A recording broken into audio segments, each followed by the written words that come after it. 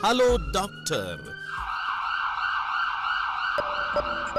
दौड़ती भागती जिंदगी में रखिए अपनी सेहत का ख्याल। बीमारियों की असल जड़ से उनके उपचार तक जानिए विशेषज्ञों की राय के साथ अपनी बीमारियों का सही उपचार। Hello doctor. नमस्कार। हेलो डॉक्टर लाइव कार्यक्रम की इस कड़ी में आप सभी दर्शकों का एक बार फिर से स्वागत है। प्रिय दर्शकों, आज इस कार्यक्रम के माध्यम से हम चर्चा करेंगे किडनी से जुड़ी समस्याएं एवं उसके समाधान को लेकर।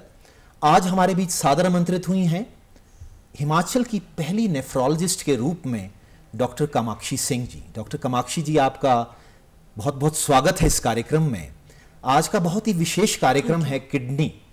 किडनी बहुत ही महत्वपूर्ण अभिन्न अंग है हमारे शरीर का, जो कि काफ़ी टॉक्सिन्स और अगर हम बात करें खून की वृद्धि में भी ऊर्जा करता है, और साथ में जो हमारी आंतरिक शक्ति है जिसे हम रोग प्रतिरोधक क्षमता बोलते हैं, इसमें भी इसका काफ़ी महत्वपूर्ण योगदान रहता है। आजकल अगर हम किडनी की समस्याओं के बारे में अगर हम जिक्र करें, उनकी बात करें, तो अक्सर ये देखा गया है कि हर तीसरा या चौथा मरीज जो है वो किडनी से जुड़ी किसी न किसी समस्या से ग्रसित है, और साथ ही में उसके साथ उसका पूरा परिवार भी उसके साथ संलिप्त है। तो चलिए आपसे जानेंगे कि ये किडनी की समस्या किस किस तरह की हैं। जी, मैं बताना चाहूँगी कि किडनी की जो समस्याएं होती हैं वो अलग अलग प्रकार से हम उसको डिफ़ाइन कर सकते हैं। कुछ बीमारियां किडनी की ऐसी होती हैं जो कि लंबी चलती हैं, जो 3 महीने के अंदर भी अगर रिवर्स नहीं हो सकती हैं, उनको हम क्रॉनिक किडनी डिसीज़ कहते हैं। ये एक बर्डन होता है पेशेंट के लिए भी और उसकी फैमिली के लिए भी। दूसरे तरीके का क्लासिफिकेशन होता है कि हम किडनी को जिस भाग में किडनी में दिक्कत है उससे हम डिफ़ाइन करते हैं। अगर किडनी की छन्नी जो हम कहते हैं ग्लोमेरुलस, अगर उसमें कोई दिक्कत है तो यूरिन में प्रोटीन आता है, ब्लड लीक होता है। अगर उसके ट्यूब्यूल्स में कोई दिक्कत है तो पेशाब की समस्या, पेशाब ज़्यादा आ सकता है, कम आ सकता है। इसी तरह से अगर इंटरस्टिशियम में कोई दिक्कत है, या जो ब्लड वेसल्स किडनी को सप्लाई कर रही हैं, जैसे कि उसमें कोई ऑब्स्ट्रक्शन आ जाना, उसमें कोई क्लॉटिंग होना, या किडनी का जो रास्ता है, जो किडनी पेशाब बनाती है, पेशाब पाइपों के द्वारा पेशाब की थैली में जाता है और फिर वो बाहर पेशाब जब हम करते हैं, उस रास्ते में किसी कारण से अगर ऑब्स्ट्रक्शन, रुकावट हो जाए, जैसे कि किसी स्टोन की वजह से या कोई कैंसर की वजह से या किसी भी चीज़ की वजह से अगर रुकावट हो जाए, तो इन चीज़ों में हम किडनी की बीमारियों को अलग अलग से डिफ़ाइन करते हैं। जी, बहुत खूब बताया आपने कि जिस तरह से किडनी की कई समस्याएं जो कि किडनी को खराबी में जो उसका कारक बन सकती हैं।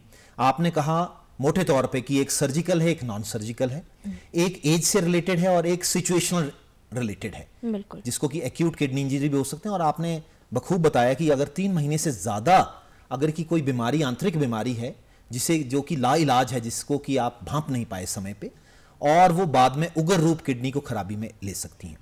चलिए एक एक करके बात करते हैं, क्योंकि अगर हम इसमें काफ़ी जो पहलू है हमारे पास हैं और जो काफ़ी बिंदु हैं जिन पे हम बात करना चाहेंगे। अक्सर ये देखा गया कि जब भी कोई किसी समाज में या किसी के परिवार में किडनी से संबंधित मरीज होता है तो वो कई भ्रांतियों का शिकार हो जाता है। उसे अगर किडनी के बारे में अगर खान पान की बात करें तो बहुत ज़्यादा कन्फ्यूजन वहाँ देखा जाता है।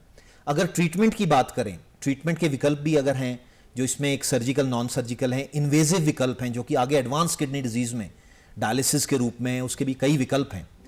तो आपसे इन सभी चीज़ों का समाधान चाहना इतनी आवश्यक बन गया, क्योंकि अक्सर कोविड का जो पीछे सिनेरियो हम बात करें, अगर पीछे जो 1-2 सालों में जितनी भी मौतें कोविड की हुई, तो उसमें अक्सर ये देखा गया कि जिन लोगों की जो आंतरिक जो क्षमता है, जो रोग प्रतिरोधक क्षमता किसी कारणवश डिप्रेस्ड हैं, उनमें ज़्यादा त्रासदियाँ देखने को मिली, उनमें ज़्यादा मौतें सामने आई। तो उसमें से एक किडनी की समस्याएं भी थी।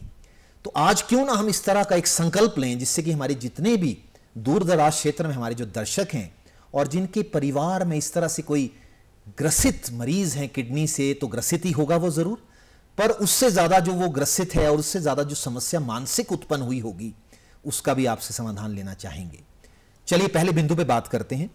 किडनी का अगर मरीज नॉन सर्जिकल और टेक्निकली अगर हम क्रॉनिक किडनी डिजीज की बात करें, तो सबसे पहले उसका लक्षण किस तरह से भांपा जाए क्या शुरुआती दौर में उसको लक्षण आ सकते हैं?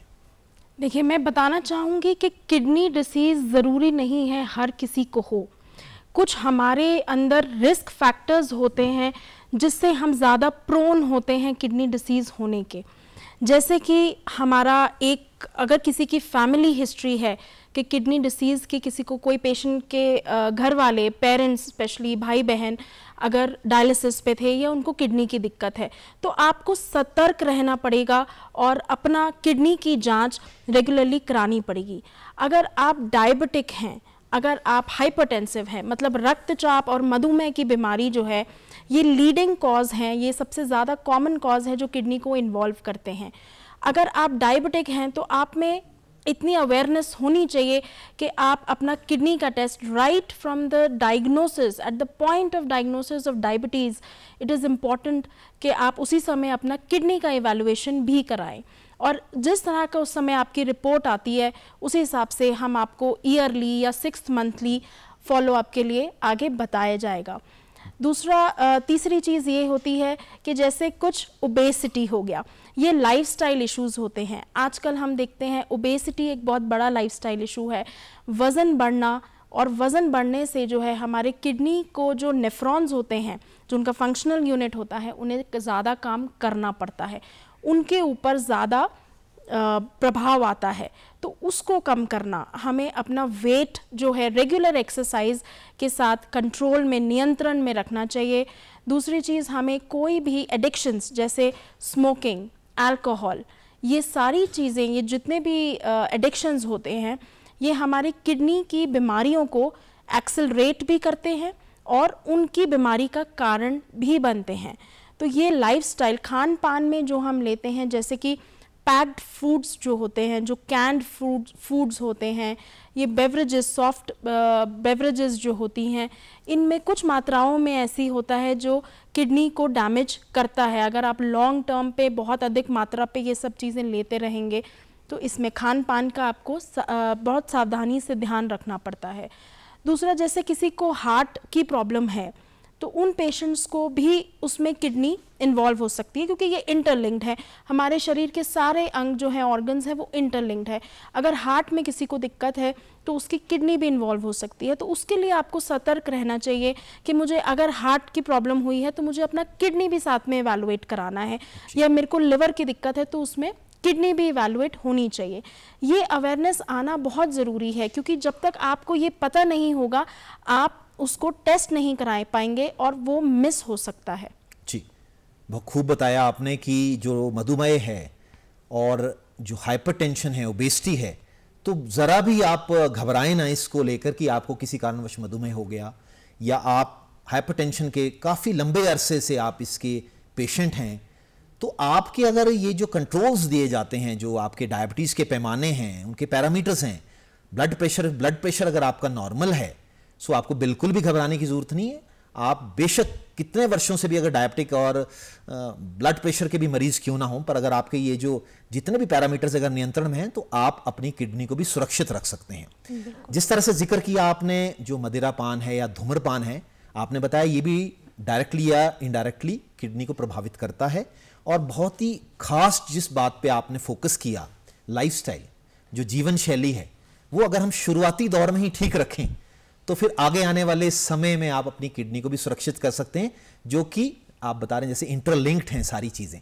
तो अगर आपकी किडनी भी स्वस्थ है तो हार्ट भी स्वस्थ रहेगा, आपका मस्तिष्क भी स्वस्थ रहेगा, साथ में आपका परिवार भी स्वस्थ रहेगा। तो चलिए, घबराने की बात नहीं। अगर किसी कारणवश किडनी डिजीज़ किसी को हो भी जाती है, अगर आपको लगता है किसी को क्रॉनिक किडनी डिजीज़ हो गई, तो आप उसमें बताती हैं कि उसको जो आप बता रही थी टेस्ट हैं कि यूरिन का टेस्ट होता है या ब्लड में क्रिएटिनिन एंड यूरिया का टेस्ट होता है। तो अक्सर अधूरी जानकारी से जो भी ग्रसित मरीज है वो बार बार अपने यूरिया और क्रिएटिनिन पे ही फोकस करता है। उसे लगता है मेरा यूरिया और क्रिएटिनिन इतना बढ़ रहा है, तो वो उसी को देखते हुए बहुत भ्रमित रहता है। तो डॉक्टर कामाक्षी, क्या एक पैमाना जो हम यूरिया और क्रिएटिनिन बोलते हैं, क्या इसके अलावा और भी कोई सिम्टम्स हैं जो आप घर पे बैठे असेस कर सकते हैं और उसको प्रोलॉन्ग कर सकते हैं? जी बिल्कुल है। ये आपने सही कहा कि पेशेंट्स सिर्फ यूरिया क्रिएटिनिन के पीछे भागते हैं। इसमें एक चीज़ मैं आपको यहाँ पे ज़रूर बताना चाहूँगी दर्शकों को कि सिर्फ यूरिया और क्रिएटिनिन अगर नॉर्मल भी हो तब भी किडनी की बीमारी हो सकती है। इसके बड़े सटल से साइंस होते हैं, जैसे कि पेशाब में प्रोटीन का लीक होना। ये बहुत इंपॉर्टेंट साइन है। पेशेंट का यूरिया क्रिएटिनिन बिल्कुल नॉर्मल रह सकता है, पर उसके पेशाब में प्रोटीन लीक होगा। तो इसमें अगर आप सिम्टम्स की बात करें तो घर में जैसे जब वो पेशाब पास करते हैं तो फोमी यूरिन आता है, झाग वाला यूरिन आता है। तो आप पेशेंट को ये सतर्कता अगर है कि नहीं मैं यूरिन पास कर रहा हूँ और कुछ महीनों से मुझे झाग वाला यूरिन आ रहा है, तो वो एक इंडिकेशन होता है कि उसमें प्रोटीन लीक हो सकता है। यूरिन में कभी भी ब्लड आना जो आँखों से दिखता है वो नॉर्मल नहीं होता। तो यूरिन में कभी भी आपको ब्लड आता है तो आपको तुरंत डॉक्टर के पास जाना चाहिए। हो सकता है वो एक बारी, 2 बारी या 1 दिन के लिए भी हो एपिसोड और बाद में ना हो, पर फिर भी उसको हम आँखों से देखा जो ब्लड है यूरिन में, अगर वो चला भी जाता है तो माइक्रोस्कोप से उसको पकड़ा जा सकता है। तो ये कुछ होता है। अगर यूरिन का आपको ब्लड आ रहा है पेशाब में तो आप ज़रूर डॉक्टर से कंसल्ट कीजिए। फोमी यूरिन, झाग वाला यूरिन अगर आ रहा है तो कंसल्ट कीजिए। आपको लग रहा है कि आपके पैरों में सूजन आ रही है, या यूजुअली किडनी की जो सूजन होती है वो पहले आँखों के आसपास आती है। तो जब आप सुबह उठते हैं तो मरीज़ ये देखता है कि मेरी आँखों के आसपास काफ़ी सूजन है, तो वो एक साइन है किडनी डिसीज़ का। पैरों में सूजन आना और साथ में भूख कम लगना, भूख अचानक से या धीरे धीरे हल्की हल्की कम हो जाना, उल्टी या उल्टी का मन होना। एडवांस किडनी डिसीज़ पे जब हम पहुंचते हैं तो पेशेंट को यूजुअली स्किन में खारिश शुरू हो जाती है, स्किन की डार्कनिंग हो जाती है, स्किन थोड़ी काली पड़ने लग जाती है। वो टॉक्सिन्स की वजह से होता है। तो वो चीज़ इचिंग होना स्किन के ऊपर और सूजन आना और पेशाब में किसी भी तरीके की बदलाव होना, चाहे वो बहुत ज़्यादा बढ़ जाना चाहे वो कम हो जाना, ये सारे वार्निंग साइंस हैं। कुछ ऐसे सटल सिम्टम्स होते हैं। थकावट होना, आपका कुछ मन नहीं करेगा कुछ करने का, थकावट, जो रूटीन का काम आप पहले करते थे वो अब नहीं कर पा रहे हैं। तो ये कुछ सटल सिम्टम्स हैं जो किडनी पेशेंट्स में हो सकते हैं। तो चलिए, जागरूक रहना ही बड़ा आवश्यक है और साथ में इस तरह के अगर कोई भी लक्षण आप भांपते हैं जिनके बारे में आपने जिक्र किया तो तुरंत डॉक्टरी परामर्श लेने से आप उस डिजीज की प्रोग्रेशन को रोक सकते हैं। किसी कारणवश जाने अनजाने में किसी को एडवांस किडनी स्टेज या एडवांस किडनी डिजीज हो जाती है तो आपके अनुभव और आपके लिटरेचर में इस तरह का भी जो जिक्र किया गया है कि डायलिसिस के उपरांत भी, जो आप बता रही थी कि एक जो पेशेंट है वो 46 वर्षों तक जीवित रहा, पर अगर हम अपने परिवेश में यहाँ हिमाचल जैसी जगह या पूरे हम कहीं भी अगर किडनी पेशेंट की हम जैसे बात करते हैं तो वो किडनी पेशेंट बहुत ही डिप्रेस्ड होता है, बहुत ही लाचार है वो, क्योंकि वो एक तरह से डिपेंडेंट है अपने परिवार पे भी। और कई बार कई इश्यूज़ परिवार में ये भी देखे जाते हैं, फाइनेंशियल इश्यूज़ हैं, क्योंकि जब किडनी के डायलिसिस की बात करते हैं तो इस तरह की सुविधाएं दूर दराज क्षेत्रों में नहीं मिलती और डायलिसिस की भी जो प्रक्रिया है जिसके भी आपसे विकल्प जानेंगे वो भी संभव नहीं हो पाता। तो ऐसे में उन पेशेंट को और उनके अभिभावकों को किस तरह की जानकारी रखना ज़रूरी है और किस तरह की सपोर्ट जो बाहर से भी मिलती है उसके बारे में भी जानना ज़रूरी बन जाता उन्हें। जी, मैं सबसे पहले यही बताना चाहूँगी, अगर आपको पता चले कि आपको किडनी का कोई रोग है तो आप पैनिक मत करिए, आप उदास भी मत होइए, क्योंकि आज के टाइम में हमारे पास इसके बहुत सारे विकल्प मौजूद हैं। जैसे अभी सर ने बताया कि मैं मिस्टर महेश मेहता 2017 में यूके से हैं, वो 43 years he lived on dialysis alone. तो डायलिसिस आपका दोस्त है, ये नहीं समझिए कि मैं डायलिसिस पे आ गया तो मेरे पास कोई ऑप्शन नहीं है। और जैसे पेशेंट को अगर क्रॉनिक किडनी डिसीज़ है और आपको पता लग जाता है कि मुझे क्रॉनिक किडनी डिसीज़ है, तो उसके लिए आपको डॉक्टर के पास जाना, उसके लिए ऐसा नहीं है कि आपको हर हफ्ते में या उसमें आपको जाना है। कुछ टेस्ट आप घर पे करवा सकते हैं, वहीं से फॉलो अप कर सकते हैं, 3 महीना 6 महीना साल में फॉलो अप करवा सकते हैं। वो आपका डॉक्टर आपको बताएगा कि किस तरह से फॉलो अप करना है। दूसरा, खान पान में जो भी चेंजेस लाने हैं आप उसको ला सकते हैं और दवाइयों की मदद से आप इसको बिल्कुल एक नियर नॉर्मल लाइफ जी सकते हैं। मैं एक चीज़ जो अपने पेशेंट्स को भी समझाती हूँ वो ये है कि किडनी की प्रॉब्लम आने पे अगर आप अपनी दवाइयाँ और डायलिसिस और उसका जो भी ट्रीटमेंट आपको डॉक्टर प्रिस्क्राइब कर रहा है अगर आप वो बिल्कुल डिसिप्लिन वे से लेते रहेंगे तो आपका लाइफ एक्सपेक्टेंसी नियर नॉर्मल होता है, जो कि कोई नॉर्मल और इंसान का होगा। तो इसमें हताश होने वाली कोई भी बात नहीं है। बस मैं ये ज़रूर कहना चाहती हूँ कि ये सिर्फ एक पेशेंट के साथ नहीं होता, ये उसका पूरे परिवार का सहयोग होता है। इसमें जो केयर गिवर्स होते हैं बाद में वो भी अपना हाथ खींच लेते हैं, पर वो जो मरीज़ है उसको अगर आप दवाई और उसका ट्रीटमेंट और उसका मनोबल अगर बना रहता है तो वो वैसा ही आपके ऊपर डिपेंडेंट नहीं रहेगा। वो अपना काम कर सकता है, वो अपना ऑफिस जा सकता है, खेती बाड़ी कर सकता है, उसमें उसकी कोई काम में कमी नहीं आएगी अगर वो प्रॉपर तरीके से मेडिसिन और इंस्ट्रक्शंस फॉलो करता है। जी डॉक्टर कामाक्षी, एक चीज़ हमने ये भी महसूस की है कि पीछे जब कोविड में, जैसे मैंने आपसे जिक्र किया कि जिनकी इम्यूनिटी, रोग प्रतिरोधक क्षमता कम हुई, उसमें किडनी वालों का भी जिक्र किया गया था। तो अक्सर ये देखा गया है कि हम किडनी में कई लोगों में ये भी कन्फ्यूजन रहता है कि किडनी का जो मरीज़ है वो किस तरह का खाना खाए। उसकी कई चीज़ें कट कर दी जाती हैं, जैसे कि नमक की मात्रा भी कम कर दी जाती है, उसके खाने पीने में भी रोकथाम कर दी जाती है कि आपको ये नहीं खाना, आपको इतनी एक्सरसाइज करनी है। तो कई बार अक्सर आदमी जो है आघात पहुंच जाता है, उसको लगता है कि मेरी तो ज़िंदगी बर्बाद हो गई, अब मैं कुछ खा पी नहीं सकता।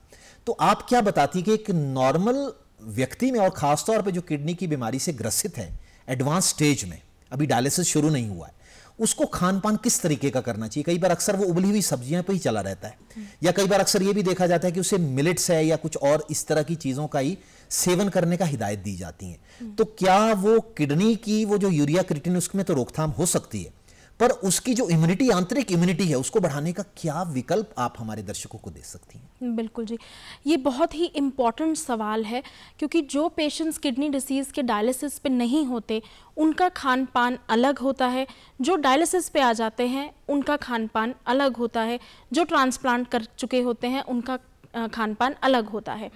जो पेशेंट डायलिसिस पे नहीं होते हैं उनको हम कहते हैं कि प्रोटीन थोड़ा रिस्ट्रिक्ट करना चाहिए।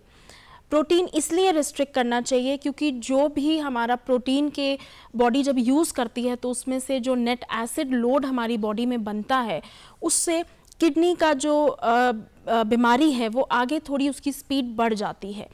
जब पेशेंट डायलिसिस पे आता है, क्योंकि उसके लॉसेस इतने सारे होते हैं प्रोटीन के डायलिसिस में, तो प्रोटीन इंटेक बढ़ा दी जाती है। जैसे कि जो पेशेंट अभी डायलिसिस पे नहीं है, हम कहते हैं कि 0.8 ग्राम पर KG body weight of protein उस पेशेंट को लेना ही चाहिए। जैसे कि अगर कोई 70 किलो का इंसान है तो उसे लगभग 50 ग्राम प्रोटीन एक दिन में 24 घंटे में अवश्य ग्रहण करना चाहिए। उससे उसको जो मैल न्यूट्रिशन होती है उससे वो बच जाता है।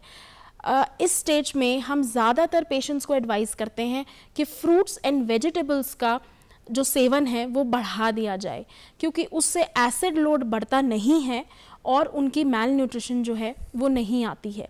ज़्यादातर फ्रूट्स एंड वेजिटेबल्स, पर इसके साथ साथ पोटेशियम एक एलिमेंट होता है जो बढ़ जाता है फ्रूट्स एंड वेजिटेबल्स में, तो इनके साथ साथ हमें पोटेशियम मॉनिटर करने की थोड़ी सी क्लोज मॉनिटरिंग की ज़रूरत होती है। तो ये पोटेशियम कितने दिनों बाद, एक जो व्यक्ति है उसे कितने दिनों बाद ये जानकारी रखना अति आवश्यक बन जाता है कि उसका पोटेशियम और यूरिया और क्रिएटिनिन महीने में कितनी बार मॉनिटर होना जरूरी? देखिए, ये डिपेंड करता है कि आपका क्रिएटिनिन किस लेवल पे है।